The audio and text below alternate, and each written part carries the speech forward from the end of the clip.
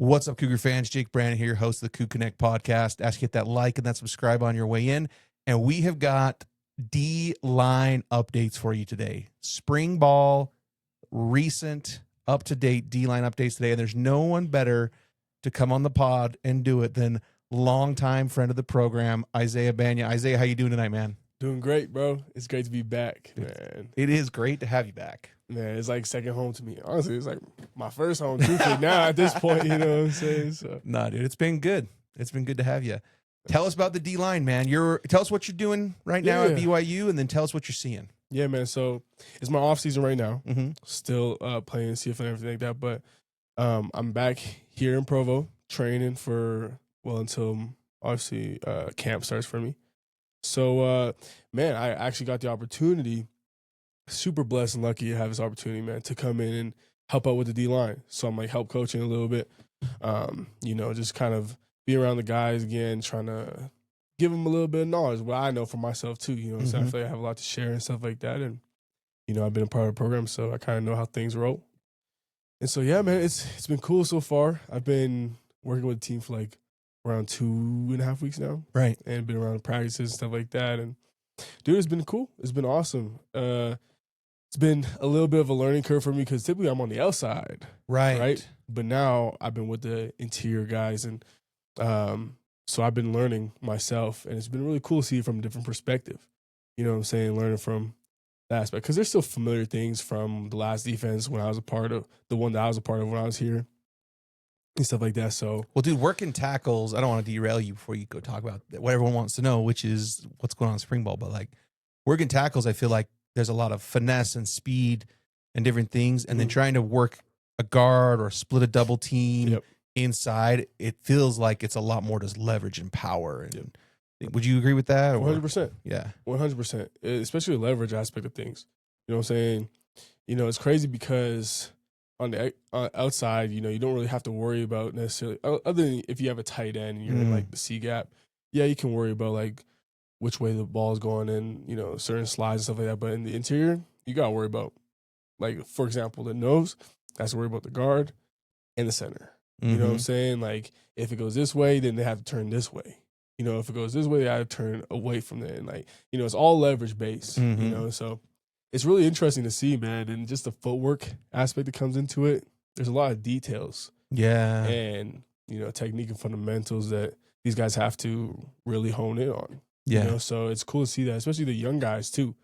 It's not easy to learn. Yeah. But they're learning like this. Yeah. Every day, every practice. And so that's really been cool to see, and to even see the vets come back, man. Yeah, dude. Tell us about that. Yeah, I was about to say, well, first of all, Vil is looking really good. It's cool because when he was with me, he was freshman, right? He was balling. Yeah. Especially outside on like idea and everything like that. The way that it's still relatively similar defense, excuse me, but he's looking great, bro. He's bigger, stronger. You can just tell his hands are great.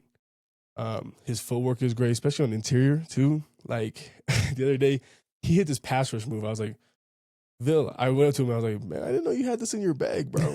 He hit like a crazy cross chop and like a spin move against slide protection, and like was right there in the quarterback's pocket and like that. You know what I'm saying? I was like, whoa. So it's cool to see that he's really matured and his game has matured too. But yeah, man, JK, he's balling, bro. He's a big dude. Yes, he is. I did not think he was that big, but like in person, I was like, wow, he's a big boy. Guy. I think he said he's like 330 pounds, 335 or something. Yeah, like wow. And he moves good. He holds it very well. Yeah, dude, it's crazy actually because I'll be doing indie drills with these guys, right? And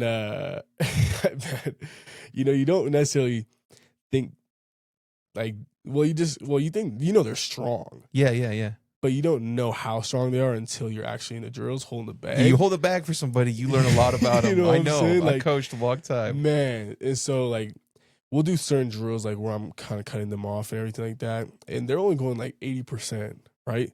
But like, bro, especially JK, man, he likes to like really You know, but hey, I tell them, I'm like, bro, don't be soft with me, man. Like, I can handle it. You know what I'm saying? But sometimes, bro, like I remember this one time we were doing that cuz drill, like I was saying, and I was coming across his face, and then he just stuck me with one hand, and like I just went like flying back 5 yards, almost fell over. I was like, oh my gosh, these guys are strong, bro. Yeah, you know, so it's obviously I'm not in passive, right? So yeah, right. No, it's still, different. though, dude, it's different. It's crazy, man. So it's been a really cool experience. But anyways, back to what I was saying. He's balling so far. He's doing really good, man. Especially in the run game. Honestly, even the pass game. Yeah, he's kind of killing it right now. Dude, he's quicker than anyone thinks. Yeah, he really is. He ran down that QB at Colorado last year. Like the guy broke out of the pocket and like scrambled. He caught him from behind. And I'm like, how many 330-pound nose guards can catch a quarterback? Pursue him, catch him, cross the field from behind. Like he can move when he needs can move. To. Yeah, and that's what I'm saying. He holds his weight really well. Yeah, you know, he's super strong, especially in the run game. Like he'll just stick these guards, bro. Just hold them. You know what I'm saying? Like it's nothing.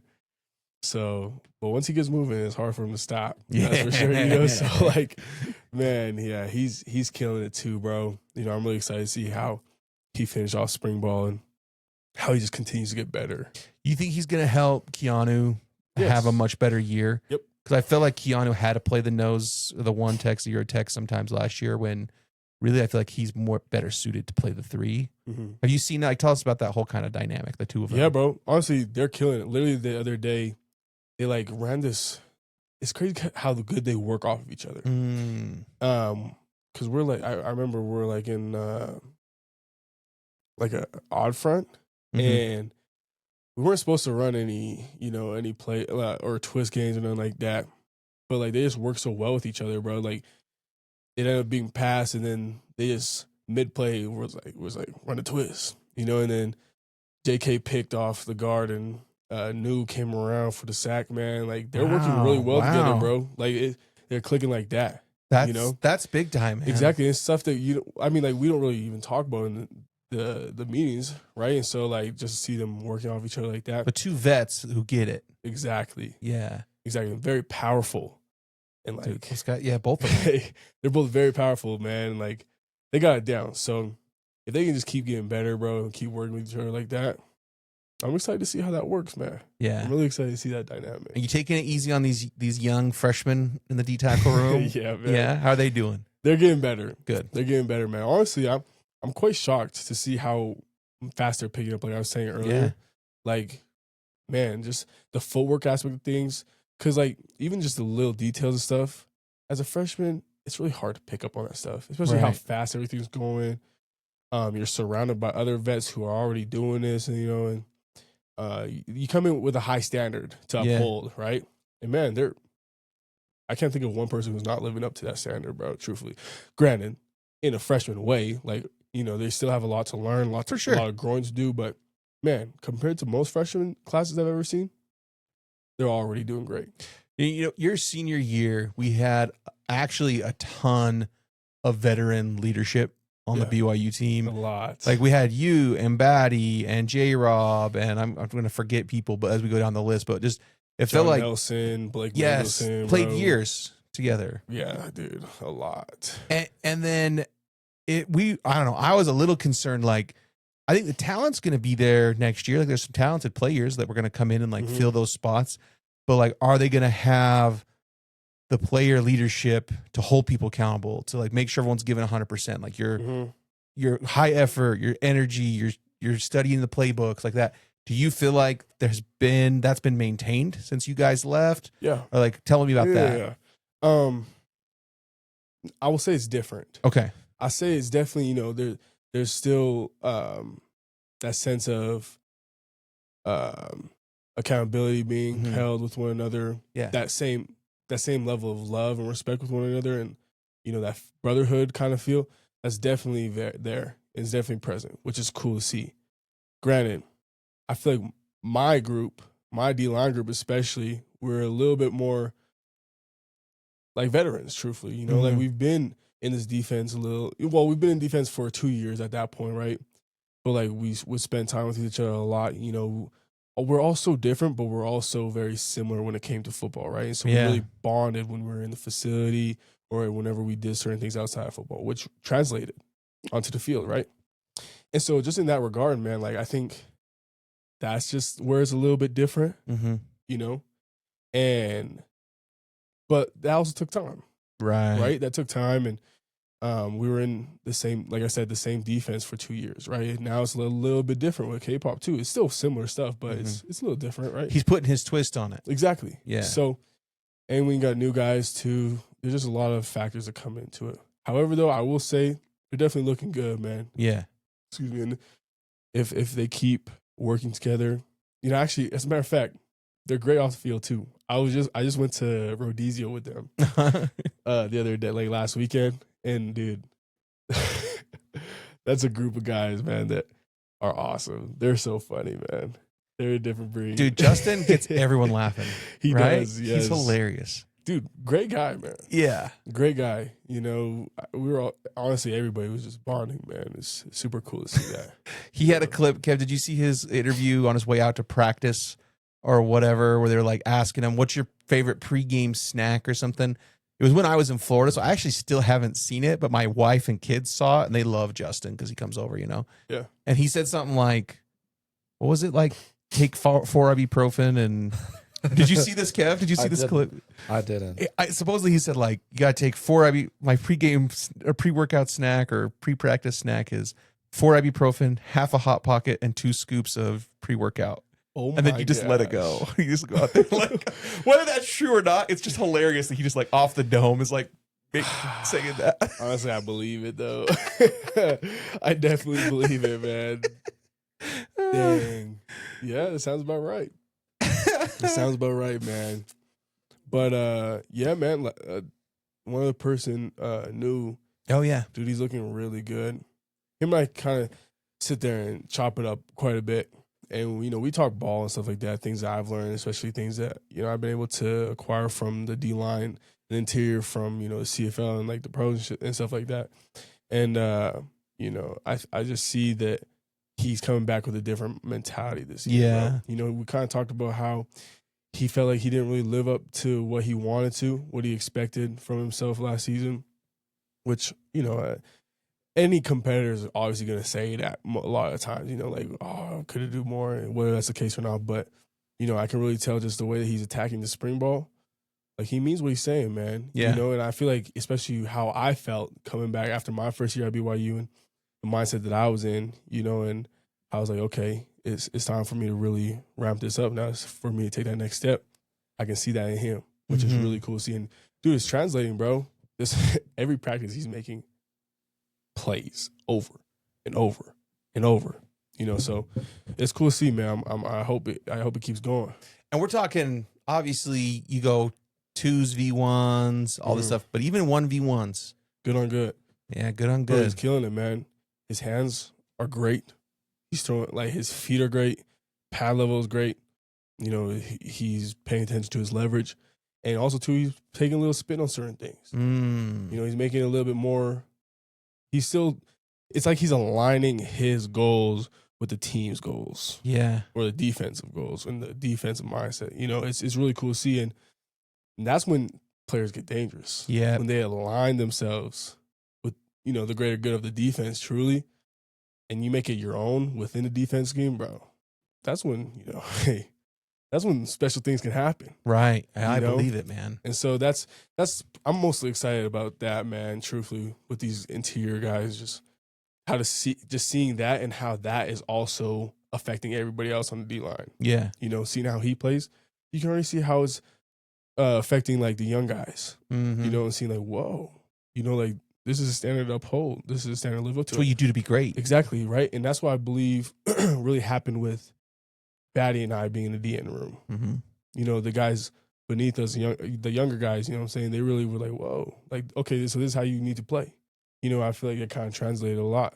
Yeah. So that's important to have, man. That's that leadership aspect. Yeah. You know, but at the end of the day, like, you got to really be aligned with yourself and be confident in your ability to be able to do that. And so it's cool to see that he's doing that, man. We interrupt this episode of the CougConnect podcast to announce the winners of our Letterman golf cover giveaway. I know a bunch of people subscribe to get this stuff. Here's who won. The winners for the Letterman giveaway are Tanner S., Ethan O., Scott E. So please check your emails so we can get this stuff shipped out to you, and congratulations. Hey, become a CougConnect subscriber and also subscribe to our YouTube channel. But subscribing at our website, CougConnect.com, that is how you support the team. That's how you support the players. You empower us to pay them to be on this podcast, pay them to create content for the Discord, all those things. It goes a really long ways. If you've heard Trey or Justin or anyone talk about it, it goes a long ways to help the players. So make sure you have time to go and do that. Go Cougs. What's up, Coug Nation? This episode is brought to you by Troy Beagley at Common Sense Financial. Just like what we're building here at CougConnect, Troy is dedicated to helping the BYU community build their financial legacies. Whether you're looking at retirement strategies or just starting your savings journey, Troy's process is simple, clear, and honest. He doesn't just manage accounts, he helps families win. If you're ready for a financial plan that actually makes sense, call Troy today at 801-608-6657. That's 801-608-6657. Let's make success feel like common sense.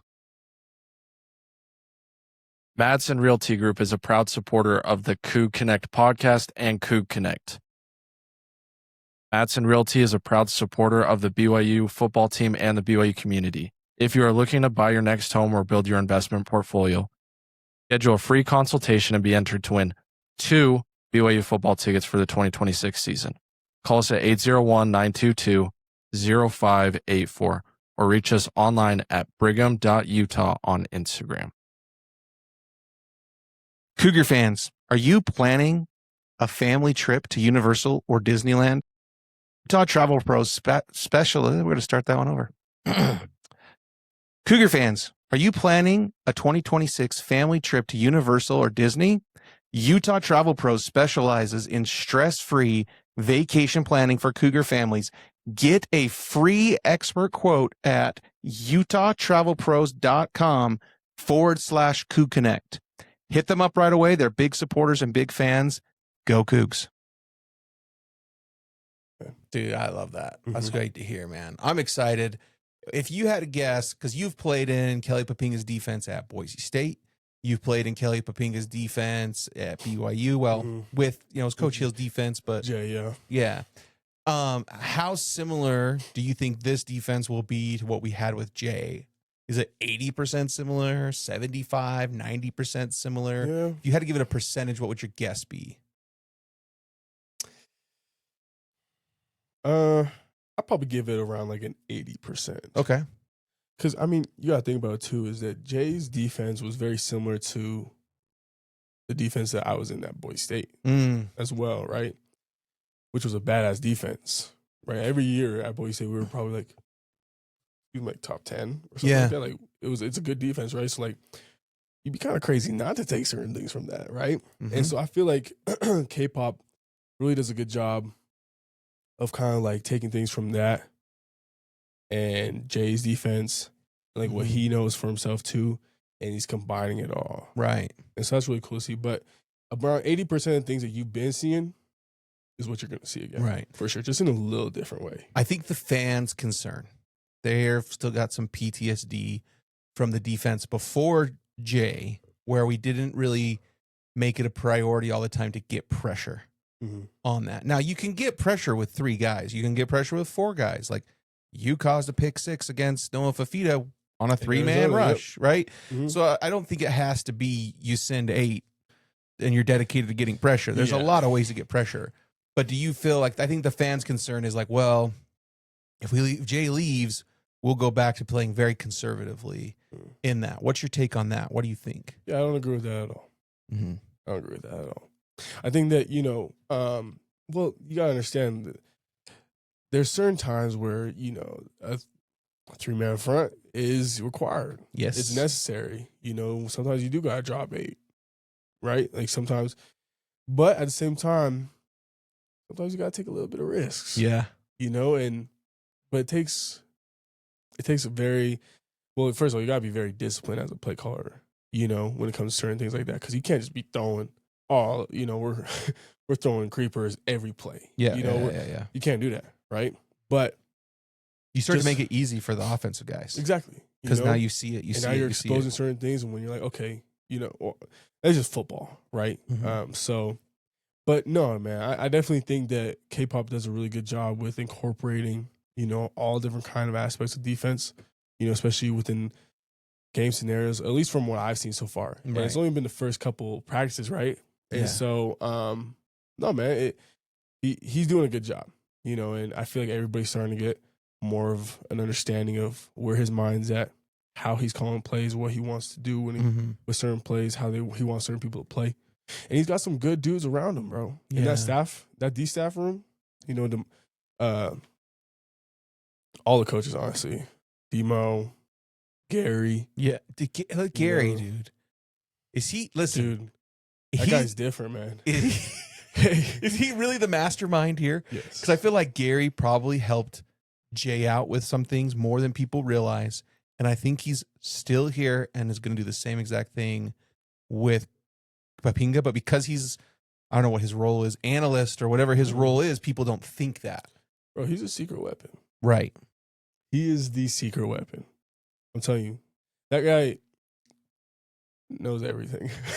Literally, bro. Like, because he'll be obviously is in the position meetings with the D line. Like, I'm learning things from him that I've never thought about before or heard about. I was like, whoa, like, this guy really, you know, obviously knows his stuff, right? Like, he's been around the game for like Ever. a century. No Yeah. offense. Nah, that's my guy though. So yeah, man, he's definitely helping out a lot with the D line. But Coach Poole is killing it too, man. Yeah, I You know, believe it. He's definitely, you know, doing a really good job, especially, you know, how just his role within the defense too, you know, and coaching the guys. Especially, it's cool to see like the game from this perspective, from the coaching perspective, and seeing how these guys really prepare, you know, and in the meetings how like detailed they are. Like we'll sit there and we'll go over like one play for like 10 minutes. Mhm. Yeah. Sometimes, you know what I'm saying? Not all the time, but sometimes, you know, like really honing in on it, like, okay, how can we do this better? How can we coach this guy better? Like in the details of how to coach them with like their own, you know, abilities or just like the positives and the negatives, you know, specific to those specific, like actual guys, you know, which is really cool to see because, you know, sometimes as a player, you're just like, man, like, do they even really care about certain things? Like they're just, but nah, man, like these guys really take it to that next level. And that's why I'm so like excited and blessed for the opportunity to be around these guys. You know, just to see that and take that for myself even too and see the game in that way. You know Well, what I'm it's saying? going to translate for you in the CFL, but also I feel like you've got a long football career ahead of you still, even when you're done playing. I think you'll be a really good coach someday if you choose to be. And dude, how valuable to like be around guys like Coach Anderson, be around guys like Coach Papinga for multiple years. Dude, it's cool. Like when I coached with guys who had long stints in the NFL, it was cool to always have them share like the why. Because we all know the how, like, oh, you do this, like this, you take this step here and this. And he's like, well, yeah, but like, we tell you why, like, if you do this, this is going to be this, or that. And when those guys like scheme up changes, they either roll out a whole other look or they'll just like tweak the look and be like, okay, but we're going to play with leverage this way and just deny them this and make them release a different way. Like, it's just a different approach to football. And it really does, like you said, like you're like, oh, like it opens up your mind. Like completely. Yes. It's so cool to be around guys like that. It really is. And especially like even when Kalani comes in the D staff room. Yeah. And he'll just throw certain things. I was like, wow, I never really thought about that. You know, these defense scheme wise, you know what I'm saying? Or like even just fundamentals and technique.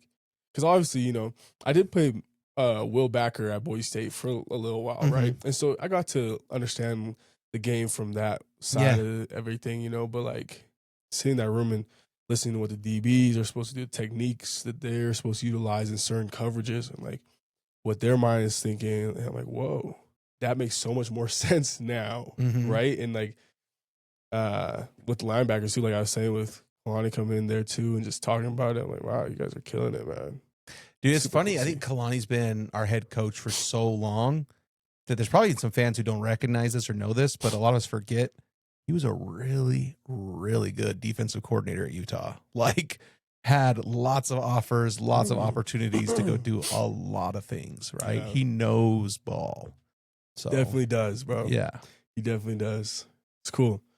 I feel like I'm just always learning something from the guy, man. Yeah. You know, football wise, just in life, spiritually. Yeah.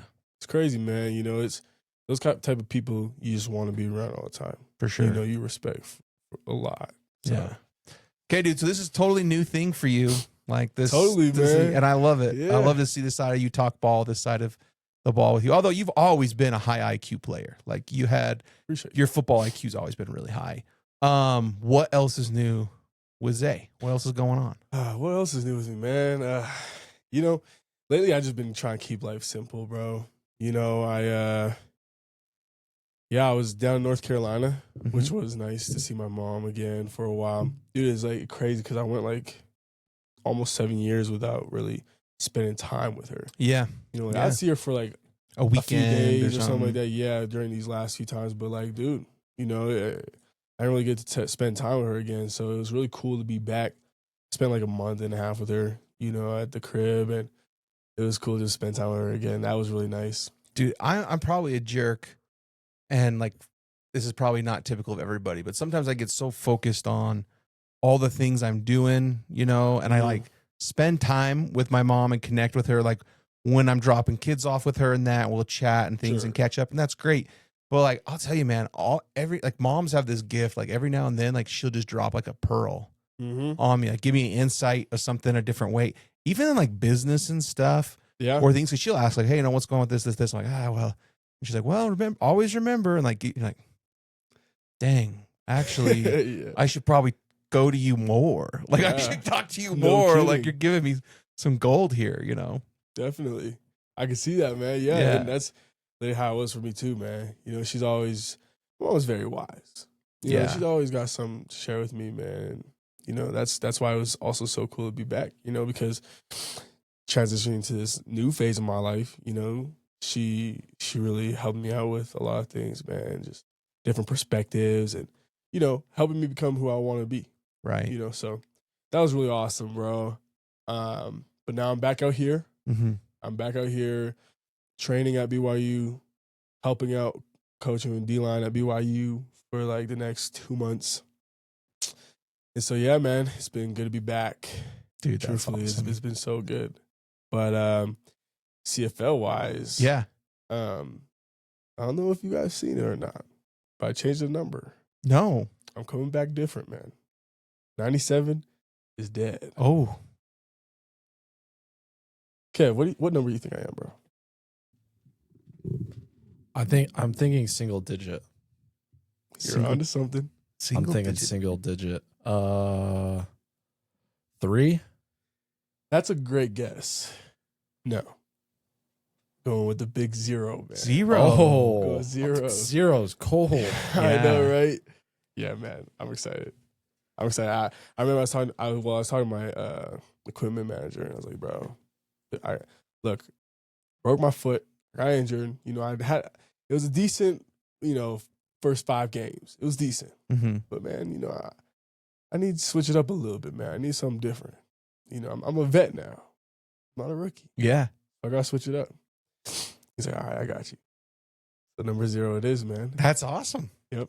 I've been dying to be a single digit number my entire career too. Really? Dying. In fact, I was trying to be number 3 when I first came to BYU. It was taken, but it's okay. You know? So that's why I got 13, which I love 13. That's going to be classic forever. Yeah. But I finally got it. There you go, man. So I got to live up to it now. You Are know? they have you been we've talked about all the differences on other pods of like CFL and NFL and the type of the rules of the game and the way it's played and things. Are you kind of going back to something you did last year that you know you can build upon? Are they going to use you differently, or do you not really know until you get to camp? Yeah, I mean, I'm going back to, you know, I'm still in the defensive end rotation, still, you know, part of the starting lineup. But I think they want to use me at linebacker a little bit this year. And that's kind of why I asked, because you've almost always been that guy.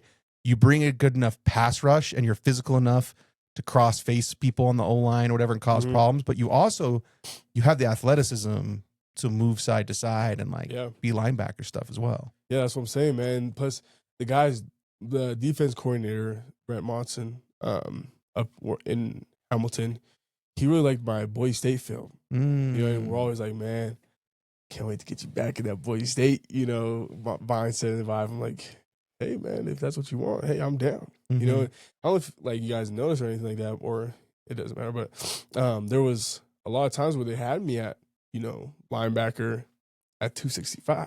Yeah. So now going back at linebacker, going back at 250, 245, now I might be seen out there a little more. Yeah. You know what I'm saying? So you never know, man. I feel like I have the versatility to do that, you know, and stuff. So you're training now, you know, because I know you're not just here on vacation coaching. Like you're a professional athlete, so you're focused in on training now.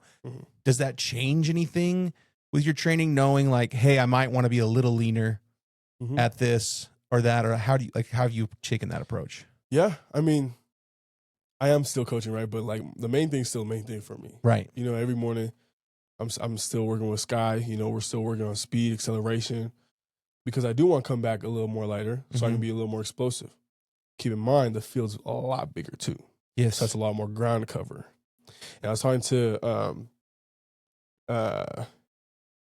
one of the coaches actually back in Canada, and he's like, man, whatever you do, make sure you run. Whatever you do, run this offseason. You know, if you can't get to a gym, it is what it is. Go out for a run. You know what I'm saying? Because it's so important, man. And the game's just so fast. Yeah. You only have 3 downs. Yeah. Right? So, like, technically, most of the time, you're only in there for 2 plays or 2 downs, and you're out. Yeah. And then the offense is in there for 2 plays, then you're right back out there. And if you play special teams, buddy, you're out there for 80% of the game, man. You're in for a ride, bro. Yeah. You know what I'm saying? So, yeah, man, that's kind of what I've been doing. Plus, like I said, I was playing at like 265. Right. Right? And like that's cool and all if I'm in the Big 12. It's cool and all, maybe even in, you know, the NFL, right? But in the CFL, there's no need for that. Right. You know? So, and plus, truthfully, I feel like I've always played better at like 240, 245. This offseason, I definitely did try to emphasize muscle gain, though. You know what I'm saying? So I can come back and be like, honestly, like a lean 248. Yeah. Truthfully, 247, which, you know, I'm like really close. So, you know, just got 2 months left of doing that, bro. And yeah, man, I'm trying to come back different, bro. That's Best awesome. version of myself, truly. So, yeah, we will see. Time will tell, bro. But yeah, I've been really working my ass off this offseason. And it's crazy too because I've never had an offseason like this. Yeah, that's true. Because it's just one after the other, and then injuries, surgeries, like right. And then even I gotta think about school being a part of it, and then spring ball, and like just all these different things you gotta worry about, bro. I technically haven't had to do anything since November. Right. Right. So everything I've done up to this point has really just been like on my own, and I've had no school I had to deal with. You know what I'm saying? So it's been really cool just to, first of all, get used to this off season, get used to this time, seeing how I'm going to spend it, how I can utilize it, right, in the best possible way. And so that's been a journey on itself, but I've really been able to hone in on my training, on my diet, be more intentional with what I'm doing and how I'm doing certain things. And so, yeah, man, I really feel like it's going to benefit me this season. Dude, I also feel like when you have a little bit more freedom in your schedule, you have to spend more time with yourself. And that makes you figure some stuff out. Like, even me, like if I'm like, got to get to, you know, a faraway state to do my work, do my training. And like I hit a plane ride and then I get there and I got a car ride and I got this. And I'm like, I'm just by my lonesome for this. And then maybe I wake up, I don't have to give that training till the next afternoon sometimes. So that morning I'm kind of like, I'm doing some work and stuff, but I'm like by myself. Like it's just different, man. It is. Then be keeping your mind busy. It's like you kind of start to like figure yourself out a little bit more, understand yourself more, and it helps you in all aspects of your life. It really does. Yeah. It really does. I feel like it helps you understand yourself too. Mm-hmm. But the thing is, dude, is that like a lot of people, honestly, even for myself sometimes, it's not easy to do that. No, it's To just sit with uncomfortable. yourself. It's uncomfortable. That's Not with why anybody. everybody wants a phone and a TV Yeah. show and reels and shorts and quick, because That then you don't have to dopamine, yeah. you don't have to be alone with The yourself. distraction. Yeah. You're distracted. Mm-hmm. But that's a lot of growth. It's uncomfortable, but that's when It growth is happens. uncomfortable, you know, and being very honest with yourself too. Mhm. You know, because when you're by yourself, like you can lie to yourself, but for so long, you know what I'm saying, to a point where like, okay, this is my reality. Yeah. This is me. So either I accept it and try to do something about it, or even not do something about it, just accept it, or you know, just keep trying to find distractions.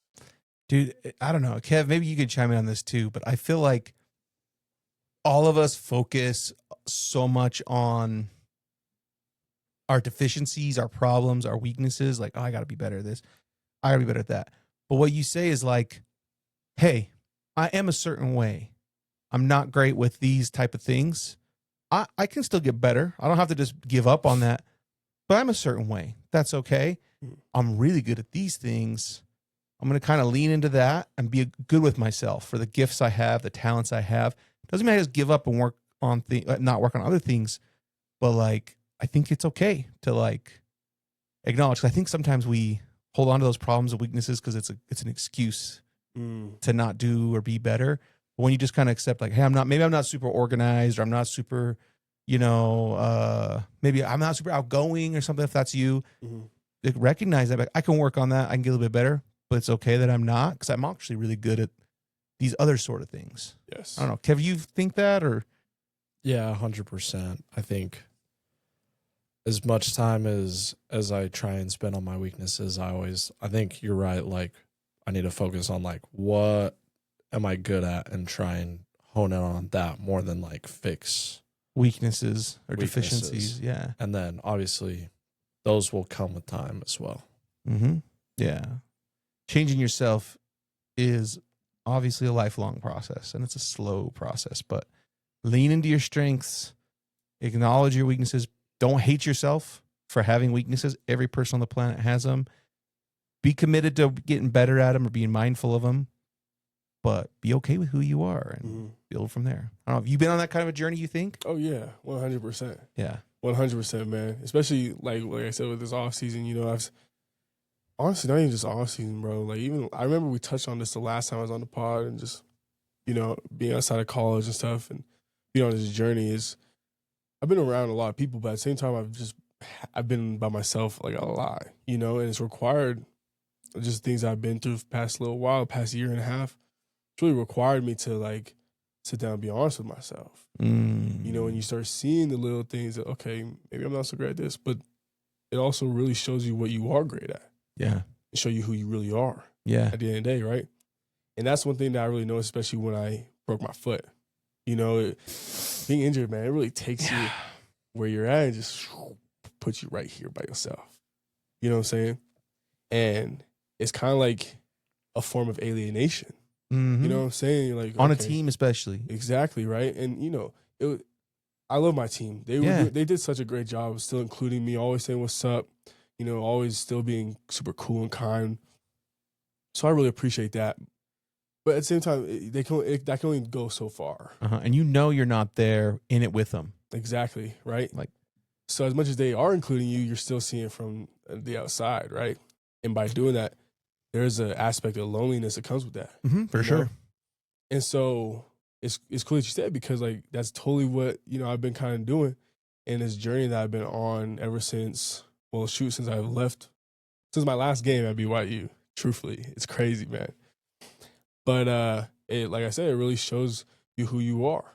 You know what I'm saying? It really showed me who I am at the end of the day, and like to see what I've gone through and overcame and continue to, I believe, truly even progress and get better through it all. Even understand the things that I am deficient in. Certain things that obviously I can get better at. Everybody, like you said, everybody has their own insecurities. Everybody has certain things that they can work on. But for me, man, it's something that I've really just challenged myself to be just very honest with myself. Right. Just no matter how uncomfortable it is, no matter, if it's a good thing or if it's something that I'm not happy about, it's me, man. And it's my decision if I want to get better with it or not. Yeah. And at the end of the day, all I care about is just being aligned with myself. That's really it, you know? Actually, going into this new year, I have this acronym Okay. that I made for myself. And I really sat there and tried to be like, okay, what do I want to emphasize for this year? You know, after this last year, a lot of things happened, you know, like a lot of disappointment, but a lot of grace was shown to me, bro. Mhm. You know, through all these little disappointments and stuff like that, I've been taken care of, man, you know, and super blessed. And like God came through every single time. So I'm super grateful for that. But, you know, this year, I really wanted to be different. I believe it's going to be different. So anyways, the acronym that I came up with, it's funny because it's not really a word. It's just a sound. Truthfully, it's it's FA. Mm-hmm. I know it sounds weird, but hear me out. If it's FAGH, Okay. okay. The F is for faith. I like that Really first. emphasizing, exactly right. Really emphasizing faith. You know, faith in myself, faith in God, faith in, you know, just my destiny. Truthfully. Then the next one is A, which is alignment.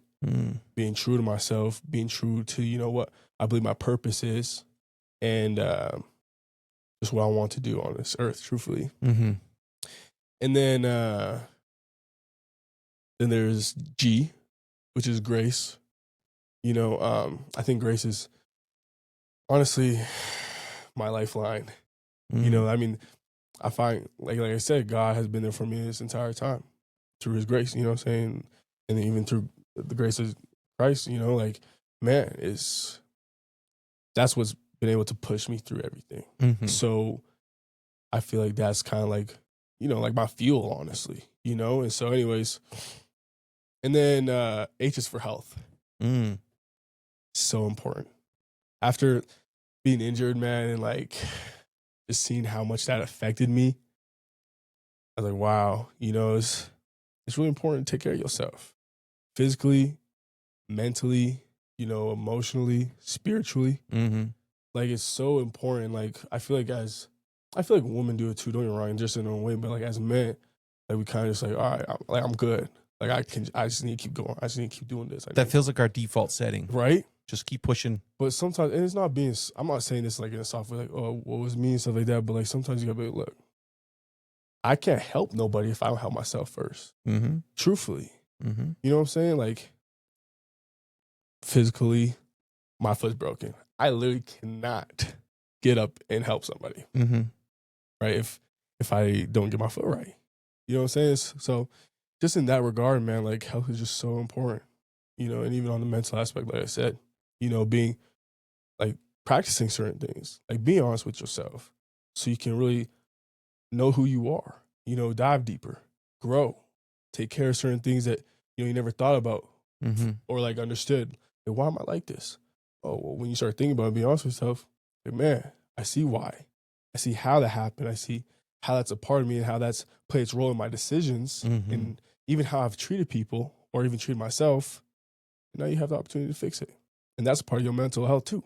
Yeah. You know, so that's my acronym, man. Those are my focus points for this like year, that. man. Yeah. Kev, what's your acronym for the year? Put you on the spot. I know. I just throw Kev right into the fire. Yeah. That's a tough one. Let's see. I have it somewhere. Dude, you guys are way more. I don't got nothing. He's over here. I'm like, bro, just keep all the balls in the air. Hey, Keep going, building. man. Just keep doing what you're building. doing, right? Yeah. MFers. I like that. Yeah. Maniacally focus, executing, structured, and the R is not right. I don't think I ever came up with an R. An R. But yeah. Righteousness. Yeah. There you go. I feel like that's not necessarily like a weakness. Okay.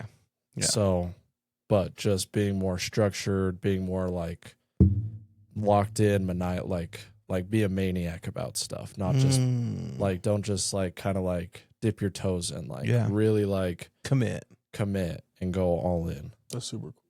Yeah. I like that a lot for you, bro. I was like, MFers. Now, what can I was like, I want to your be your F is focus, yeah, focus. dude. That's probably mine this year. I like that. Is not to do too many things, but just be like focus. Every day I've been asking myself, like, what is the most important thing I can do today?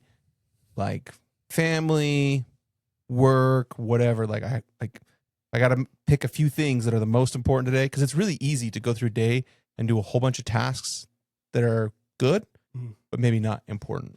Mm-hmm. So maybe that's mine. It's just F. I like that. And just focus. F. Just Focus. Focus. Yeah. Hopefully at the end of the year, someone looks at me and says, man, he turned into an MF for that He's year. a great MFer. Man, year. what an MFer. Yeah. I like that, Kev. Nah, man, that's great. cool. All right, Kev, what do you think about these Bagnah episodes? Because I feel like they're the most unique. I think the second most unique is the Justin Kirkland episodes.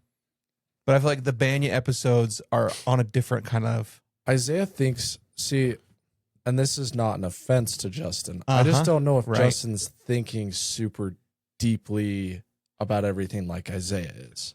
Like we talked about, strengths and weaknesses. Isaiah thinks about lots of things deeply. Yes. Mm-hmm. Justin thinks about lots of things and is trying to be funny, or he's trying to think about things that make him happy, or he's just living his life trying to be as happy as possible. And Isaiah is like thinking about life and like the meaning of everything. Whereas I don't think, and I think that's what makes these episodes super cool. And I feel like you got to really be on here a lot Yeah. to really let your personality like come through. Yeah. Because I bet if we went back and watched the very first Justin Kirkland episodes, it's very much like get to know you, like whatever. But the more he's been on here, the more you get to really see that. And then Zay's like obviously the OG of the entire room was built for Zay, right? Yep. On that. So it's like you get to really look into him almost like a deep dive. No one else has wanted to learn about their ancestor, Martin Harris. That was a sick episode. That was so cool. Yeah. That was so cool. I think about that still to this day, I know. all the time. We need to have a follow. You know, you seen AJ when he gets interviewed, his favorite professor is Tyler Griffin, I think. Yeah, is it Casey Griffin? I think Tyler I Griffin? think it's Tyler Griffin. I don't know. Because Casey Griffiths teaches the church history one. Oh, okay. Which so he's dope. I had him. He was because he and Scott do their own podcast Yeah. together. Yeah. So I was gonna say maybe we could get the other part of Scott's podcast on here sometime. That is Oh, sick. Church You history guys- with us. See, and exactly like Isaiah's one who wants to go like deep doctrine, Yeah. like deep lore of the church. Whereas Yeah. Mhm. Oh yeah, I'm all about it. Yeah, Isaiah's I'm all about it. man. Yeah. You feel me? personally, I'm like, I love Jesus, like, but I'm not like, I don't the like back like the deep dive into church history. I'm like, oh, you'll find good and bad. Like that's how it's gonna go. Dude, it's funny like how just different every human being is. Because I want to know. Mhm. I'm curious. I want to know. I want to understand. I think my wife has a testimony that is 1,000 times stronger than mine. She doesn't really care. Mm. Like if it's going to help her teach her a lesson this week, Yeah. it's an interesting anecdote for that or whatever example. It's going to build someone's faith in the moment. It's a story that helped build someone's faith in a unique situation they're in. She's interested, but just to know, just for knowledge sake, zero interest on her part.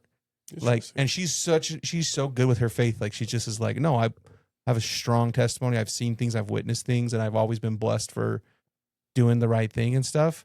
And I'm like, nah, I want to know. Nah, it's not good enough. It's not good enough for me. But why? But why? And But how did why? this happen? And Yeah. why are we? Yeah. So it's just, I don't know. People are just different. Yeah, it's very true.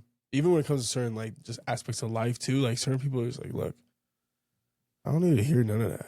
Like I'm good. Yep. You know, literally what we were just talking about before, that you're like, you know, I don't need to go down that rabbit hole. Man. Oh gosh. You know, like, It's my first time like truly like studying the Old Testament this year. Ooh, that's that'll take you That's- down some rabbit holes. Yeah, Yeah. we'll take you down a lot of rabbit holes, man.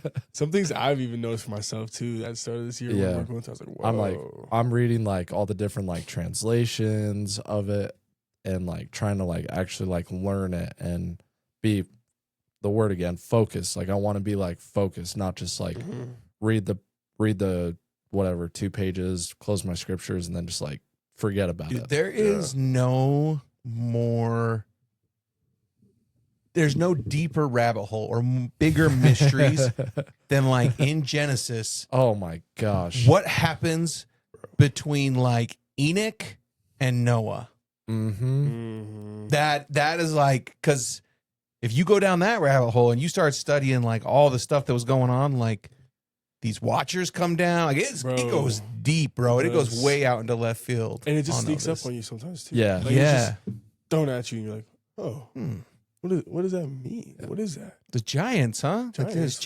giants. The Watchers? Wait, what? What?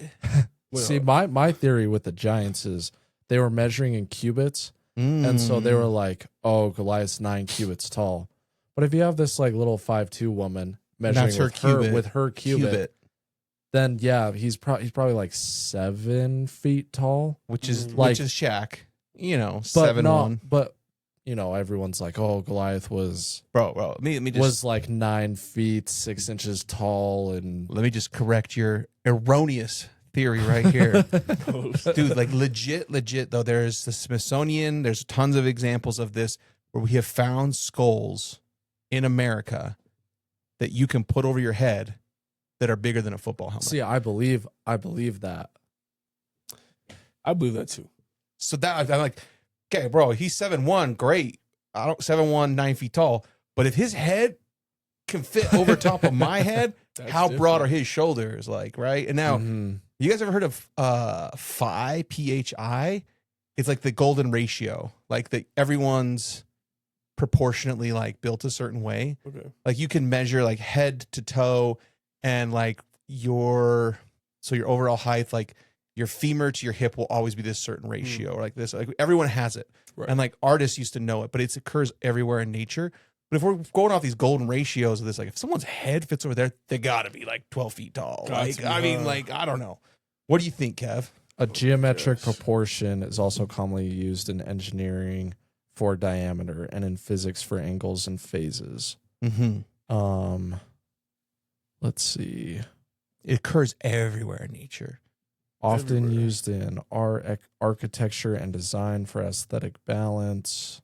Things don't look right to our eye if it doesn't have that balance too. You're like, what's like abstract art or abstract things? You're like, what's up with that? Like, doesn't look right. It's because it violates this ratio that occurs everywhere in nature. So it's like a literal law of nature. It seems to be. It's everywhere. The number is like 1.68 something. Yeah. Wow. Let's see. Helmet? Big enough helmet, to like throw on your head, dude? Dude, but like, and have room. Wow. Like we're talking, and that's his head.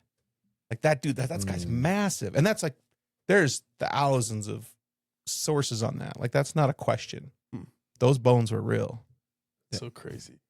And I started working at a new job where I am my faith, or like as being a faithful person, I'm like the minority. And so there are a few people that like are like, wait, the church has a vault up in Cottonwood Canyon? Of course they do. And I'm like, yeah, and the Sword of Laban's there. And they're like, what's the Sword of Laban? And I'm like, oh boy. Here we go. Here we go. You're in for it, man.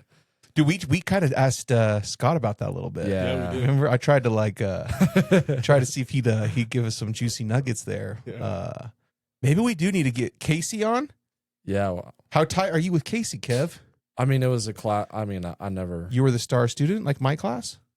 Well, no, because he didn't care that much about BYU football. I did.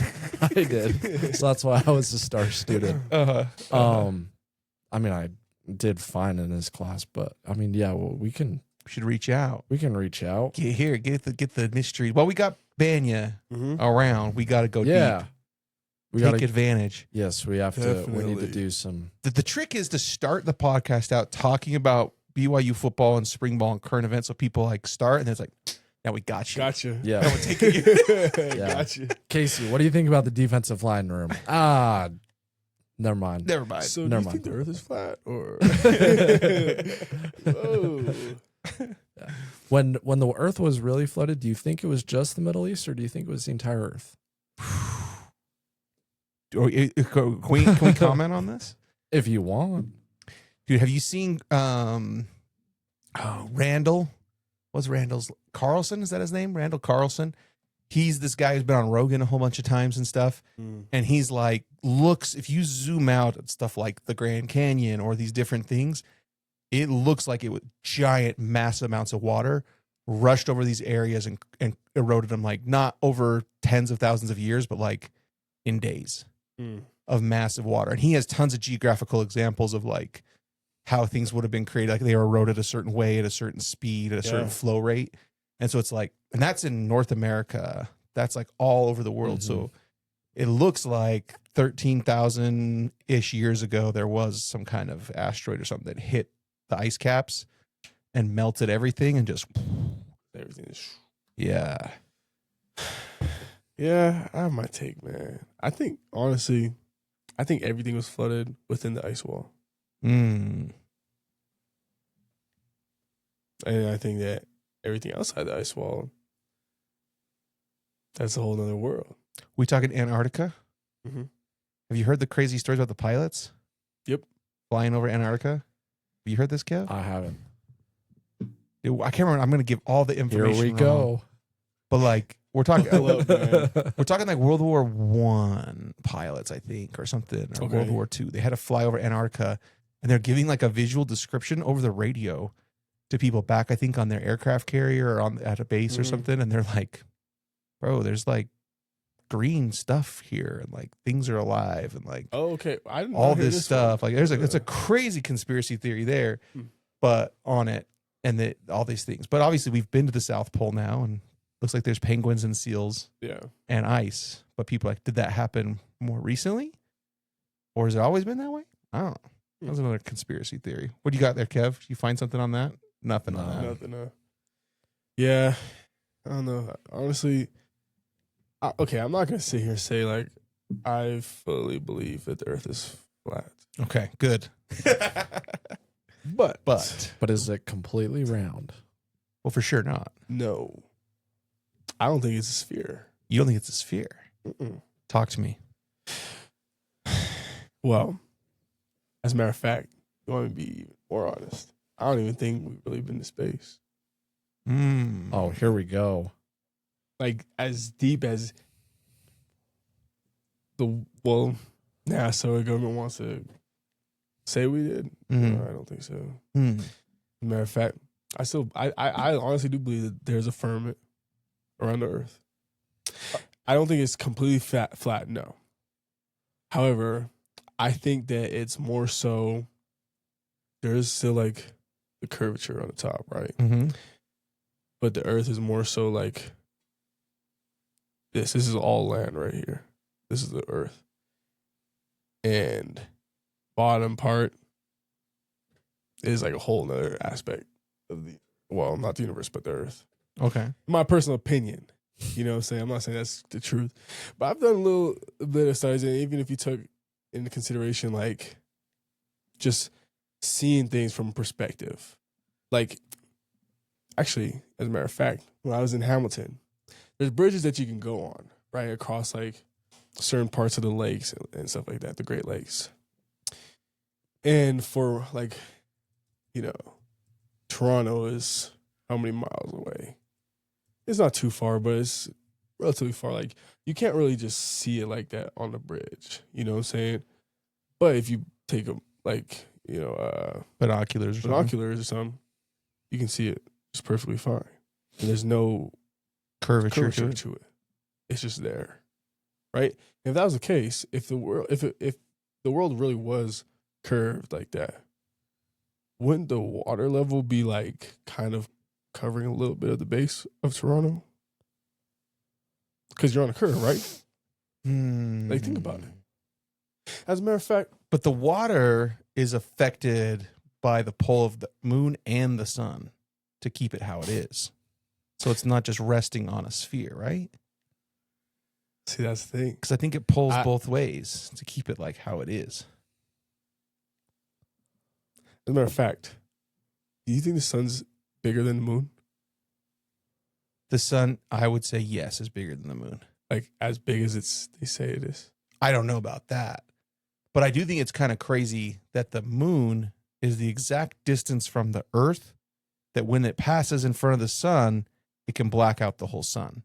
Like the chances of that being random to me seem really small. But the chances of like God being like, hey, like in Genesis when he says, we'll give you signs in the heavens and this to know the seasons and all these things. Like, well, if I put the moon right at this distance from the Earth, when it passes from the sun, we'll get eclipses and stuff. And that will help people know the seasons and the signs. I feel like that's like another sign that's like, what are the odds the Earth, first of all, the moon is the right size and the right distance to give eclipses? I feel like that's kind of wild. Crazy, huh? Right. There's a lot of things that are crazy. And as a matter of fact, you know, like I said, I'm not 100% on all of this stuff. I'm not going to sit here and say, oh, this is the way. But it's an interesting thought. Yeah. You want to know who is a flat earther? Yes, I do. I don't know if he wants people to know this, but I'm going to say it anyways. Can we guess first? Please guess. Okay. What year did they played with you at BYU is my guess, right? They're not a player. They're not a player. Oh, there goes all my guesses. Dang. Now I just kind of want to know. I was going to guess Cody Epps. Nope. Honestly, maybe. That was my first guess. Kelly Papinga. Really? Mm-hmm. He's got it figured out. Yep. Flat Earth. He didn't want to explain anything too deep, but we're sitting in our position meeting room one day, and you know, me, Batty, and we're just kind of getting on him for stuff, bugging him a little bit. He's like, yeah, man, the Earth is flat. He's like, you want to talk about a conspiracy theory? The Earth is flat. I was like, whoa. You think that? That sounds like a guy who grew up in Wyoming. Oh, jeez. In the very, very flat part of Wyoming. Yeah, Wyoming, bro. But yeah, bro. And so like, interesting. Very interesting. I didn't know that about you, man. But yeah, we kind of just gave him crap for it. But, you know, the more I start to pay attention to certain things, I'm like, whoa, wait a second. You're coachable. You're coachable. Man, it must be, huh? Dude, have you seen, though, the video of the guy who lines up the lasers at the distances to prove the Earth is flat? And then it proves that it's curved. He's like, whoa. Like, he sets up an experiment. Like, look, there's this laser over these distances, and it should drop by this much according to the curve, this, but it's going to be like dead on at a straight line. He like sets up his whole experiment to prove it, and then it's like lower because of the curve. He's like, whoa, that's crazy. Look at the laser. Like, it's way funny. It's a way funny video. Sounds like an SNL. But like you're not saying it's a perfectly flat thing. No. You're saying it could be a disc that's like, curved or something. Yeah. And like the outsides is like it's like a whole other part of the Earth. But it's a place that like obviously nobody's out to go. Well, dude, the Jewish belief that I'm not Jewish, and I'll go ahead and just share all these Jewish beliefs, but I've heard that like the Orthodox Jewish belief is that there was a firmament, which was water in the atmosphere above the earth. And then when the flood happened, part of it was all that water came down. So it was no longer like a true firmament. Like we still have obviously water in the air.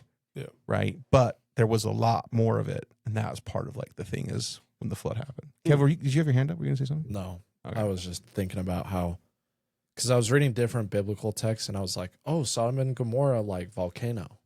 Hadn't put that together before. But because I don't think it says specifically like fire and ash rain from the sky in the main text, but in a couple different translations, it's like, oh yeah, the earth was rumbling a few days before, and then Lot, that's the warning. Yeah, that was a warning, and Lot dragged his feet, and the angels were like, come on, Lot, let's go. Like, you're not going to be able to escape what's coming. And then, volcano. Dude, if you go with Randall Carlson and Graham Hancock and all their stuff that they talk about, like if you go read the ancient beliefs in the ancient texts, now it's all been passed down like word of mouth and things. It's not text from where it originated. But the belief was that the flood happened and like these natural cataclysms happened. But always along with the story, it was like, we lost our way. We made the wrong things the priority. And then this happened. So like even the people who like survived it and went through it, like they had carried this belief that like, almost like God was like, oh, you guys want to be on your own? You want to do this? Okay, well, this is what happens like when you don't have my divine influence or whatever, right? Like an asteroid will hit the earth or a volcano will erupt or like whatever there. So I don't know, man. That's across. You go South America, you go Africa, you go Asia. There's that same belief. Like there's a flood story, and attached to it was we lost our way, and that's why this happened. So, Interesting. so not just a volcano. Like you lose your way, and then boom, volcano. I don't know. Boom. Boom. Should have learned. Boom. Should have learned Yeah. sooner, buddy. Yeah. Yeah. Dinosaurs? Got any thoughts? Any conspiracies on dinosaurs? Because honestly, I don't really care. I just can't wait for heaven to learn all this stuff. to interact with them. Hopefully. This is what we need the BYU professors on for. Mm-hmm. As the dinosaurs. Did Adam and Eve have belly buttons? Probably not. Right? I'm going to go ahead and say they did not have belly buttons. Wow. I have never. You want to talk about a topic that Thought will of that. destroy your faith faster? No, I was kidding. It's the belly button talk. Oh my gosh. My wife I didn't almost think left about me that. at the altar. Because We were in the celestial room and I was like, ow, ow.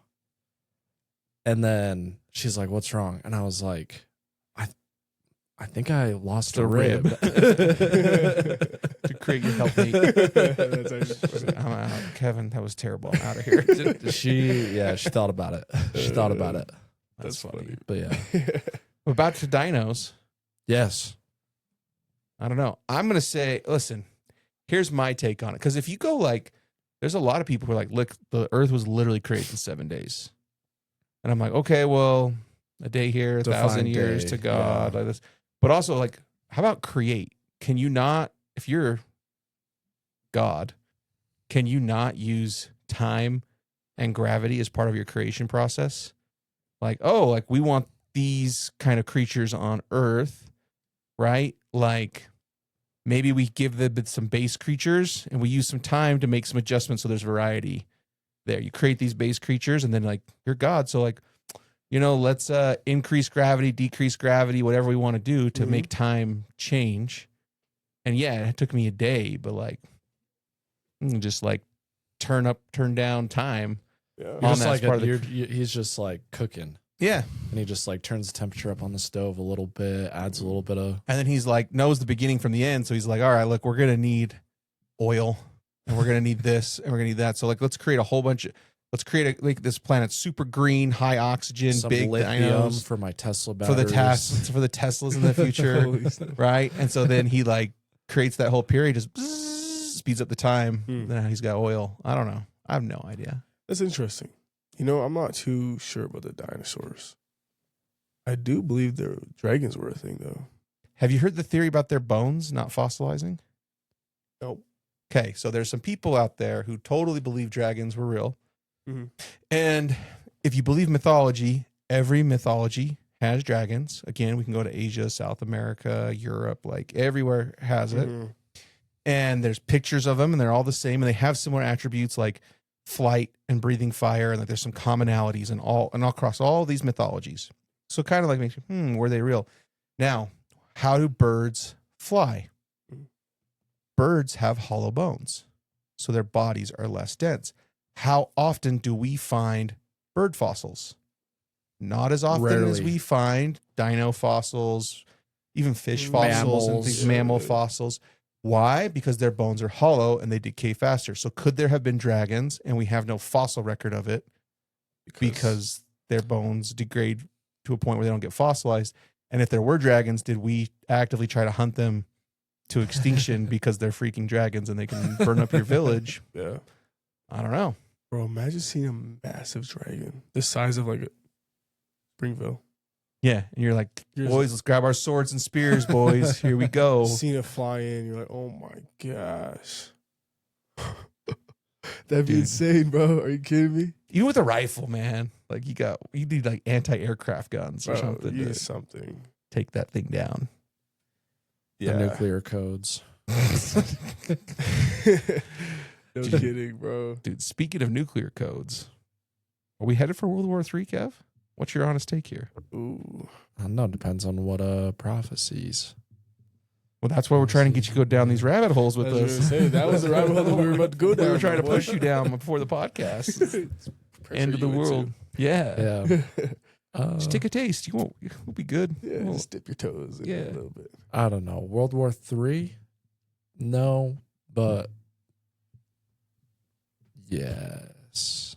I think I don't think this stops. Dominoes or just drug out Iran? I think dominoes. You think it could be For dominoes? sure, dominoes. Yeah. Yeah. One thing's gonna lead to another. It's just gonna keep going. Something Yeah. crazy is gonna happen. It's gonna keep going, in my opinion. That's what we're all feeling. Yeah. Kind of feeling that too. Let's just hope this little Salt Lake, Utah County bubble just, flies under the radar. Dude, there's like this guy I was listening to who had supposedly got this older intel, several years old, from some Russian Chinese stuff where it's like, hey, we need Ukraine and we need the United States to feed our populations. Like, we need the land to do that. Right? Oh. And so they're like, okay, if that's the case, if this is actual intel from this report, then it's like you can nuke or bomb areas in the United States, but you can't like destroy it, right? Make it nuclear winter everywhere.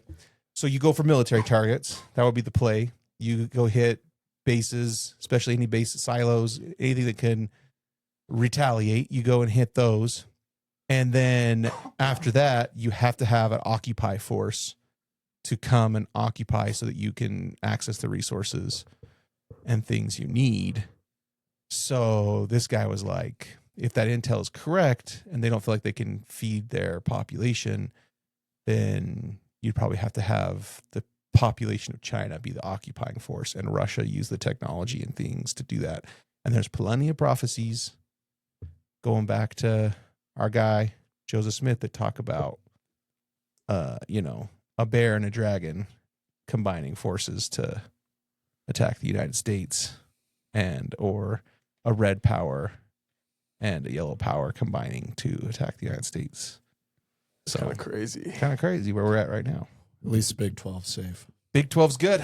ACC? ACC might be gone. Clemson, where are you going to go? Just saying. Got to find a home somewhere. Florida State. The Big Ten? Ooh. Big Ten? You might be a little better than the ACC. But hey, Yeah. good luck. Some of the SEC schools will survive. Oh, for sure. I'm not worried about them at all. Texas no, A&M. they're Texas good. A&M is fine. What about the new Bama, Pac-10? Georgia's The new fine. Pac-12? I think, that's basically Utah It's State. basically the WAC. Yeah. They probably No one cares about the WAC. there's farmers in that whack though. They'll be survive. True, they're avocados in California. They're all good. Yeah, they're all cooked. They're all It's cooked. over with. They might be the first. Let's be real. Yeah. They might be the first to go, man. Yeah, That's true. Although Boise State, Oh, they'll never go. they'll never. They'll go. never be gone. They have. Yeah. They got way more stuff than. They're like the Seminoles. They could never. They kicked all the other tribes out on reservation. The Seminoles. It's the Yep. hope he didn't get kicked out either. But Seminoles just like fade into the swamps, and we're like, come and find us, man. Come and get us, like, please. That's Boise State. Yes, 100%. Dude, are you kidding me? The things I've seen out there, bro. Oh my gosh. You know Talk the about saying about 2020. Idaho, right? Like, Idaho, where the men are men and the women are too. What? Nah, I Just never. because they're like, Yeah, I've totally seen it. they now. can work the farm, they could like do everything. Blue collar. Blue collar. They take blue collar to a whole nother level. That's right. I'm telling you. Should have seen COVID. Oh my gosh. COVID was something else. Because you were there for that, huh? Mm-hmm. I'm talking, bro, craziest things I've ever seen in my life. Keep in mind, it's only my second year Out of high school. out of high school, and I was in Canada where like gun laws were a thing. Yeah. You know what I'm saying, bro? You see people pulling up like thousands. I'm talking. I've never seen so many people. It was literally like a mini civil army Oh, yeah. just walking around Boise with ARs, the craziest guns you've ever seen. You know, riding around like ATVs with their ARs out and stuff like that. Big old Confederation flag on the back, just like rolling around. I'm like, whoa, this is insane. Dude, have you ever heard the Japanese intel on an invasion? Mm-mm. Because they had they got all the logistics of like, okay, if we invade California, we try to invade the United States from California, how does this, like, what logistically happen? and they decided it wasn't a tenable plan. Like it wasn't a achievable objective because you could easily get to the Rocky Mountains, and then there's too much terrain and too many firearms. Like once you hit the Rockies, Yep. It's like now you got to navigate difficult terrain where you're easy to get ambushed and like it's hard to maneuver, and it's just thick with guns. Like there's just too many. Are ready. Have been praying for a that. reason. Just use my AR, please. Like, let me just use this one day. Like, there's people actually trying to manifest an invasion. Yeah. I promise. There's people manifesting. Or- Just sitting there like, Or like government overreach so that they can mount a conspiracy theory to Revolt. revolt. definitely. Yeah. Good old Idaho. Good Keeps old us Idaho. all Hey. freer. For real. Dude, I'm telling you, it's full of great people too. Here's a kind of shocking thing in like not Chicago, but in Illinois, small town Illinois, because we were doing some research on it, and it wasn't where Craig was serving his mission, but unfortunately, but there was this guy who was like amassing like an army to try and overthrow the government in Naturally. like small town Chicago, like late 1800s, early 1900s. Tanks, Ooh.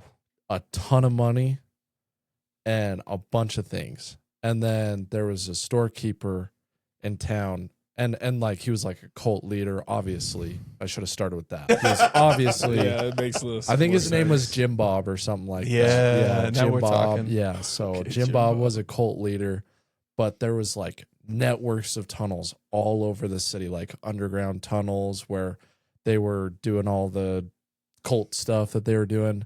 And then there was a storekeeper who was like, I don't like what you're doing because everyone's giving you all their money to join the cult, and I'm not going to serve you. So Jim Bob was like, okay, boom, dropped a bomb on the store.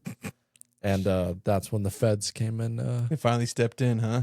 took Jim Bob in. And but apparently he like told everyone to scatter when they were taking him in. So there's guns and money and Tunnels. tunnels all over the place that they are still trying to like seal off everything. That's insane. Is BYU not full of tunnels as a BYU student? Kev, Oh yeah, did you not sing in the tunnels? I Go in the tunnels? No. I never sang in the tunnels. Okay, good. That's a thing, by the way. It's a thing. Oh, thing. Jake! Yeah. Oh, Bro. how dare you accuse me? Hold on. There's tunnels. I've never been in one. There's or even heard there's of tunnels that. in the MTC too. Mm-hmm. Yeah. I've seen them. Wow. Why? The ones we got to went a ways down, but where the section we were like brave enough to walk through, they were storing like mattresses and beds and stuff. But it went on for a ways. And then I know other people who've been in the tunnels, and that's where a bunch of missionaries who were ordering like pizza through a fence would hide the pizza boxes. It was like in the tunnels. But No way. when we smuggled pizza in, we would just shred the boxes into small pieces and scatter them in all the garbage cans around the MTC. Wow. So we had a different approach. Wait, you're not allowed to have pizza in the MTC? That's just, I don't know if you're not allowed. Are you The- allowed? It's just frowned upon? It's frowned upon. Okay. Frowned upon for anything outside the MTC walls getting in. Yeah. Okay. But when I was in the MTC, there just seemed to be this steady flow of Mountain Dew and Domino's, Little Caesars. And yeah, we had a system. Nice. Yeah. Yeah. We had a whole system in place. Okay. That's cool. Speaking of culty fan behavior, though, Yes. I watched the Utah State basketball game for like 20 minutes on Saturday. And They blow BYU out of the water, and I didn't Ooh. think that was possible. in craziness from the crowd. Yeah, Yeah. they're insane. I definitely believe that. Mhm. like totally. BYU fans, great, like passionate, full Loud. of energy, Yeah. kind of culty. Let's be honest. Mm-hmm. Like I get the like outside looking in, like yeah, BYU is kind of a cult. Yeah. Utah State is like this hidden gem that like only BYU and Utah fans and Boise State fans know about. Yeah. They're Yes. insane. They are crazy. Crazy. We have had issues with the football team last time we were there too. Mhm. We've had guys, I think even on the pod, talking about it way back when. But you've had experiences. Oh, yes. Share. 100%. Share. 2021, we went out to Utah State. It's 10 a.m. on a Saturday morning. Okay. We're out there like, all right, we know we're going to win this game. Let's just get this shit over with, truthfully, right? Mhm. Like, Yeah. let's just go. And then we're warming up. There's not many people in the stands. We're like, okay, that's cool, whatever. Keep in mind, 2020, it was COVID, right? So Utah State came to Boise, no fans, obviously, right? Yeah, BYU So, was there too. yep, and it was just no really fans. whatever, Actually, first game I ever played collegiately, by the way, was Utah State. There you go. Made my first Nice. TFL. Everything on Jalen Warren. There you go. Y'all know who Nice. that is. So hey, Yeah. I'll take it. Anyways, back to my point. So we go into the locker room after work, the warm up and everything, and we're all kind of like, okay, we're getting pumped up and everything, and then we start hearing like a crowd, like really like starting to get a little rowdy, and we start hearing music now. Like, whoa, this was like, what are we about to get into, bro? We walk out there into the tunnel, and I'm looking around. I'm like, oh my goodness, where did all these people come from? Thousands and thousands, just white shirts covering the stands. And keep in mind, it's like at this point, it's probably 9:45 a.m. Mm-hmm. Right? We were walking out, and there's like everybody's like, "Boo!" Like "F you guys!" Like Mm-hmm. getting after it, bro. You should start. You should smell beer. You can, and just a whole bunch of stuff. Honestly, and it's like, whoa, these guys are not playing around. So we get out there and everything. The bench is like Right. by the student section. Yep. And like, bro, I've seen some crazy student sections before, but this is definitely top 5. The type of stuff that they were saying to us, like doing to us, bro, throwing water, throwing like food, like all types of stuff, bro. I was like, yo, like just every time we come off the field, it's always like, F you, like go back Boise State, like you guys are bullshit, like just saying the most outlandish things, and like me and the guys would always go because we'd come off the field. Like we were kicking their ass, truthfully. We'd come off and we'd talk crap to them too. You know what I'm saying? So it was fun. But bro, they were going on the entire game from the start to the very end, bro. It was insane. Dude, the last time BYU was up there, I went to the game and it was cold. It was a night game and it was cold. But the same thing. Student section's right there on there and they're doing their thing. They're saying all this stuff. And they have their like little like papers that tell them stuff about the team. Like they have like done research on people, right? Yeah. So they're saying stuff to try and get people's heads. Whatever. Okay, cool. Like you take it to another level. That's cool, right? But they're kind of like getting more and more hostile. Well, one of them starts bringing up a player's dad who died. That's Like not cool. crossed the line, right? They kind of crossed the line. So some of our guys who were injured, they're like, all right, that's enough. And so they like get some water bottles, like kind of act like they're taking some drinks. They kind of walk over to this area where these people are talking about this kid's dad or whatever. And they just go, and some of them start spraying water bottles. Some of the people that you and I were talking about before the podcast were involved with this too. Really? Yeah. Samson. Anyway, but Not to throw any names or anything like that. just keep everyone innocent here. But there was several. It wasn't just. It was several dudes on the team that were all kind of sitting out. I think like they started like hosing these dudes. With it, and they. Oh my gosh, they got livid. They wanted to press charges. What? They had been Over assaulted because it was cold. They could have died. See, they could have died from hypothermia or something. You know, Good. like all They this got stuff. the cold. But anyway, That's like, funny. but I'm telling you, yeah, like even like the guys I knew on the team back there, they're like, bro, it was a little. They went a little too far with the bringing up people's dead Yeah, parents. that's not cool. Like, not cool at all. But yeah, dude, Logan fans, bro, Utah State fans, they are insane. You're totally right. So definitely top 5 for me. I'd say they're probably like number 5. Hey, that Craziest you've fans experienced personally. that I've experienced personally. Yeah. What's some of the honorable mentions or some of the Oklahoma ones State. that you had told me about? Definitely. Oklahoma State. Those guys suck. They suck. Like, I remember, man, that one game when we were out there. Dude, if we could have pulled that off, Oh too. my gosh, bro! The type of things that were happening to me on the sideline, I was like, "What is going on?" You know, like I have one lady right like next to us, like trying to hit on me, and then there's a guy over here throwing beer at me, and then I smell like weed coming from like halftime coming in, and then there's more people fighting like in the stands, kind of. And I was like, bro, what's going on? Like, what? Like, I'm just trying to play the game, man. Like, y'all are crazy. And it's, keep in mind, even when the weather was so terrible, it's like it got even worse. They all start getting rowdy. They're taking, like, their coats off. You know, they're just chanting, like, F you guys, like, F the Mormons, all this stuff. And, like, throwing stuff at us and stuff. And, like I say, even, like, women are trying to hit on you, like, during the game. It's crazy, bro. I was like, what the hell? So I put them at, honestly, like, probably... They might be number 2 on my list. I'm saving number 1 for last. I like this. Number 3, I would have to say TCU. Oh, I wouldn't have guessed that, but would not have guessed that. Crazy.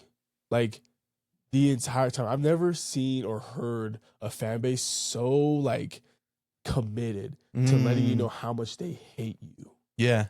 Like, well, that goes back. True. That goes TCU back years. hate the BYU. entire game. All you hear is F the Mormon over and over and over. Like, and like just constantly saying, like, you guys suck. Just like not stopping at all, bro. Like from the it was insane. I was like, that was a rough game too. Oh, and it was yeah, so and like, it got worse because bro, you're down like 44-11 or something like that, and you're coming off and you're like, like like bro, you guys suck, man. Like, and they all stayed there that entire they're game. getting so much pleasure just They're kicking you while you're loving it, down, you watching you struggle. Like, loving it, man. You know, it's 13, you suck. Like all this stuff. I'm like, oh my gosh, you're right. I'm sucking right now. Like we're all get our butts kicked, man. It wasn't just you, bro. Yeah, it is what it is, bro. But yeah, definitely number 3. Number 4, Kansas. They're just trashy, bro. I'm not even gonna sit here and like speak about them even more than just that. Yeah. They just L fans. Truthfully, but I also just don't like Kansas in general. Yeah.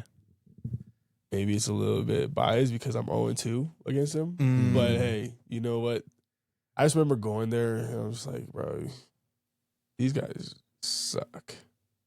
I'm so excited for number 1 to be like Fresno State or New Mexico. Well, wait, we'll see. Actually, I'm at number 1 now. All right, because I did. Yep. Yeah. You have a great guess, man. Fresno State. What? Was the no worst, way. Bro. The worst no way. fan base I've ever seen in my life. And this is why. This is why. And I've actually talked about this on the pod before. Bro. I have never seen so many fans fighting each other. Like, I'm telling you, there's multiple times in the game where I'm looking out into the stands and there's cops, police in the stands. Like in the south end, like in the south end zone or whatever, and then like there's behind us, there's people because there's rails, right? I'm looking back, I'm sitting on the bench, I'm just hearing all this commotion. I'm like, what the heck? I look back and there's people punching each other, throwing people off the rails onto our sideline, bro. Like, dude, craziest stuff I've ever seen in my life. There's people hitting each other with beer cans, stuff like that. Crazy, bro. And I'm like, yo, what's going on, man? Like, you can't even pay attention to the game because all this stuff is going on. It was insane. And, like, even walking in, bro, obviously they're talking crap, right? Yeah. Because you have to walk from the locker room through this probably, like, honestly, like 100 yards of just their fans right there, like, super close into the path and everything like that. They're just, like, saying stuff to you, trying to spit on you, all this stuff. Like, they're all drunk. Just F you guys. Because, you know, Boise State kind of is like a rivalry with Fresno State, right? Yeah. Mm-hmm. And so that made it even more worse. But yeah, bro, I've never seen so many fights in the stands. And it wasn't even with Boise State fans. It's amongst each other. It was amongst each other. You That's know what funny, I'm saying? dude. Bro, I'm telling you, like, I would not have picked that. I would not. I've probably seen like 4 or 5 groups where police had to come in and like separate people and arrest people. Jeez. I'm telling you, it was insane. Jeez. I did not think Fresno was a place that got down like that. Honestly, bro, ask anybody who played there. I probably would guarantee that they said, yeah, they're probably up there. So Wyoming, poor conditions, but fans are just fans, like, right? Yeah, like, who cares about their fans? yeah. Bro? Utah, 6, 7, 8, 9, 10. 6. Okay. For sure. Yeah. 6. They suck too. I don't like Utah fans, but Dude, BYU kind of showed up there that year you were up there, though. Yeah. Like They really did. BYU did. I was So best that's they why I could. was like, whatever. You know, you always have fans talking crap to you after Yeah. the games, right? But like, Getting thrown over the rails on your sideline and you can't beat that, bro. You can't beat that, man. And like, you know, LUs. Who cares, bro? Yeah. I'll put them at 6 for sure. Yeah. Well, I mean, Low bro ass. yeah, you know what I'm Yeah. saying? Like, and plus, I'm never gonna play them again, and I'm 1-0. That's what else. Yeah. What else is there to Truthfully, say? they're irrelevant to me now. Yeah, You know, dude, they're going to be an interesting team to watch this offseason. New coaching staff, pretty much top to bottom. that's true, huh? Because Whittingham's out. Yeah, and he took a lot of guys with him, Mhm. a lot of staff with him. They were pretty good last year, honestly, really good last year. But they lose that O line, which was a good reason of why they were Yeah. good. And then, like, dude, and then they hired a O line coach who's obviously like a legend in the NFL and a former Ute, but they hired him out of high school ball. Not saying he doesn't know it, can't do it. Maybe he'll be surprise everybody, be great. But like, I feel like that's a big leap to take. And look, I get it. I coached with and coached against, called offense against people who played 12 years in the NFL. Like, there's value to that, but coaching is a different skill than playing in the NFL. It just is. So Some dudes don't even really know ball like that. they just know their assignment. They're know- just really good at what they do. And they don't. and they're really athletic. It's like I know some people who don't even know what cover 2 is. Oh, bro, yeah. Or like what quarter components are. Yeah. Like, bro, you've been playing ball for 10 years. Have you heard the story about Brett Favre and Ty Detmer? Yeah. With- Oh yeah. Mm-mm. He's like, well, we're bringing in a nickel defense, and he's like, what the hell is a nickel defense? Brett Favre says it's the Ty, because Ty's the backup and Brett's the starter. He's like, they bring out a linebacker and they put another defensive back. Who the hell cares? Like, it's like No way. a freaking a Super Bowl MVP, like Like, all-time this player, legend. doesn't even know, That's what I'm doesn't saying, even, like, bro. yeah, You're Just right. It's a sling- whole nother game. Sling that pill. just bomb Throw it. it, man. Yeah. Rip That's it. so funny. So like we'll see how that goes with them, but like I think that's an interesting team. They could honestly they could surprise people and be really good. They lost some of their best defensive player. They lost all their tight ends. Like they got their quarterback back, they got their running back back. Like they got some good pieces back too. I don't want to say they got nobody. They don't. They've got good Yeah. pieces, but Mm. it's just a lot of question marks up Schedule's weak too. there. Yeah, they could look really good, and then because their schedule is pretty winnable for them too. Yeah. So who knows? Yeah. Should be fun. Well, You'll be watching, I'm I sure. will be. Yeah. Of course I will be. I got to. Low Yeah. bro ass. Lil bro ass. Amen, Kev. Dude, have you followed the Utah fans on Twitter No. hating on BYU's basketball season? It's been fun. It's like, guys, you haven't beat us in a single sport in a year. It's been over a year. It's been since January of 2025 in hoops. It's the last time they Yeah. had a win in football, men's basketball, women's basketball. I don't even know what else we compete with them in, but like they've got nothing but L's. And so now they're like, well, BYU didn't achieve as much as they could have with as much money as they spent on their battle line. That's they're not the really smack wrong, talk. That's but, the smack talk. You guys are dead last in the Big 12. Yeah. Dead last. Grasping at straws. Yeah. So, Yeah. Utah sucks. amen. So, all right. We've hit our 90-minute quota. With the that's a minimum standard. It's a with minimum There we go. Banya. Banya pass. It's a minimum Banya podcast. It's a 90 minutes. Yeah. 90 minutes. I Yeah. love it. Kev, you got any final thoughts, questions, concerns, comments? I exhausted all my conspiracies and That dude, you Opinions. went more in on the conspiracies than I've ever seen you before. Yeah. I'm proud of honestly, you. Yeah. Yeah. Good for you, bro. Yeah. I like this. yeah. MFer, man. Yeah. For all of I'm 2026. That's his goal. MFer. MF for MF-er. Kev over here. Yeah. Yeah. MFer. Yeah. Algorithm's going to love that. Oh, yeah. Yeah. It's going to push it to all new places. No kidding. All new places. Oh no, not those places. Yeah. Fresno State, look out. You're going to see. True. I Oh, hope man. this gets picked up by I don't even know if Fresno The State has a Pac-12? podcast. The Pac-12 podcast. Whatever Fresno State podcast is out there. Locked on Bulldogs Yeah. podcast. Oh, my gosh. It's filmed in a jail cell. Well, I think it was Fresno State where like 3 or 4 of their guys got caught in the gambling like fixing games and stuff too. So Recently?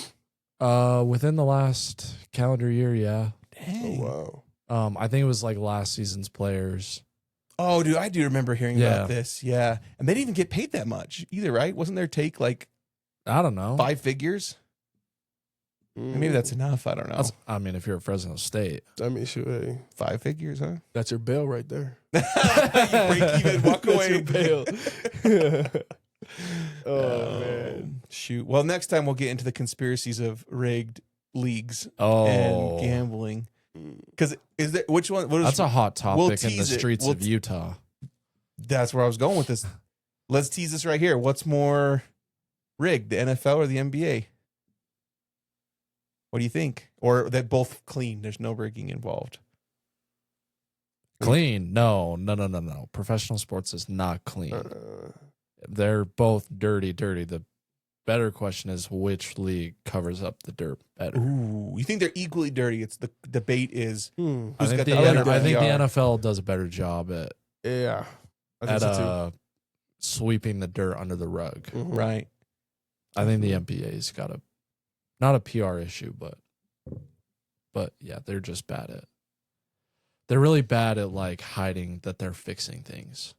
Now we're talking about, obviously you could talk on micro scale fixing games, like okay, this Yeah. game, that game.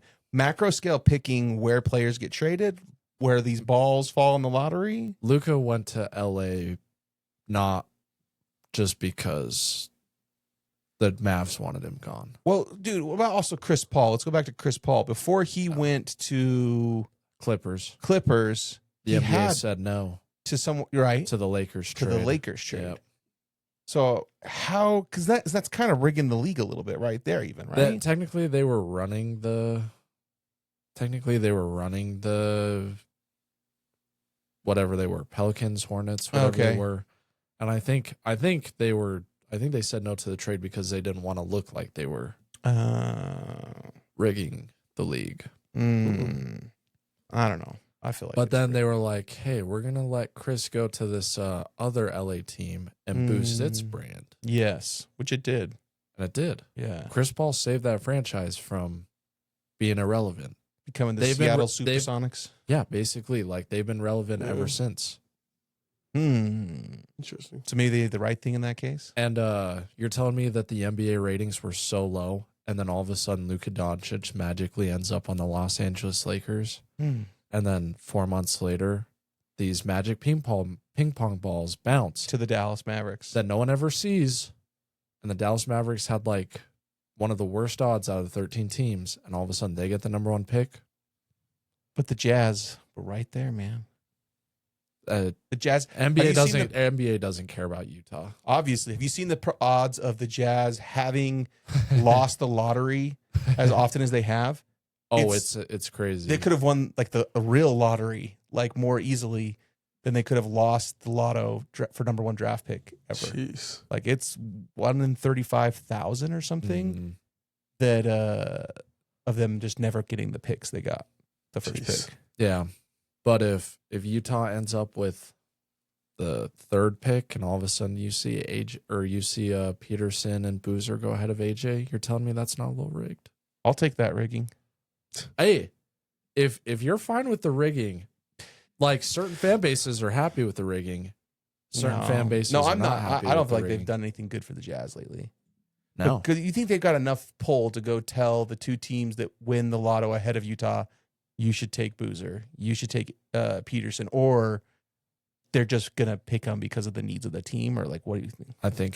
I think DeBonce's camp has a little something to do with it too. Like it's not just the NBA, but I think players rig it too. Ooh. So is the MLB the cleanest? Because you got the Dodgers and their strategy, and the Yankees has always been just spend more money.